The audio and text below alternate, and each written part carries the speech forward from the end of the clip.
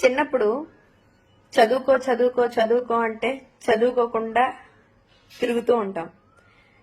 తిరుగుతుండి సరే అని వీళ్ళు ఎలాగో మార్గంలో లేరు కదా అని పెళ్లి చేస్తారు పేరెంట్స్.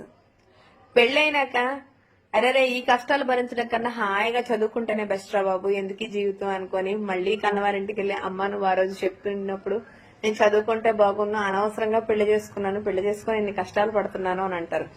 అలాగే వయసులో ఉన్నప్పుడు బాధ్యతలు తీసుకోలేము, ముసలితనంలో ఉన్నప్పుడు సంసారం చేయలేం.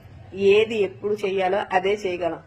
ఈ రోజుది రేపు చేయాలంటే చేయలేం, రేపటిది ఈ రోజు చేయాలంటే చేయలేం. అందుకే ఈ క్షణం నువ్వు ఏం చేయాలనుకుంటున్నావు అది చెయ్యి, రేపు ఏం చేయాలనుకుంటున్నావో అది మాత్రమే చెయ్యి.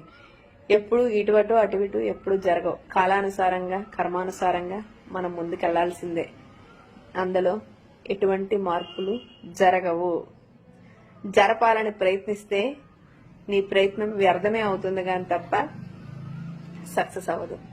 So wish you good luck. ఏ రోజు నువ్వు చేయాల్సిన పని ఆ రోజే చెయ్యు. ఎప్పుడు నువ్వు ఎలా ఉండాలి అనుకుంటున్నావో అలానే ఉండు.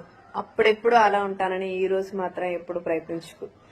ప్రస్తుత పరిస్థితుల్లో ప్రపంచంలో బ్రతకడం కూడా చాలా కష్టమైపోతుంది కాబట్టి ఎంత ఆనందంగా ఉండగలిగితే అంత ఆనందంగా ఉంటూ నీ పనిని నువ్వు నిర్వర్తించుకో.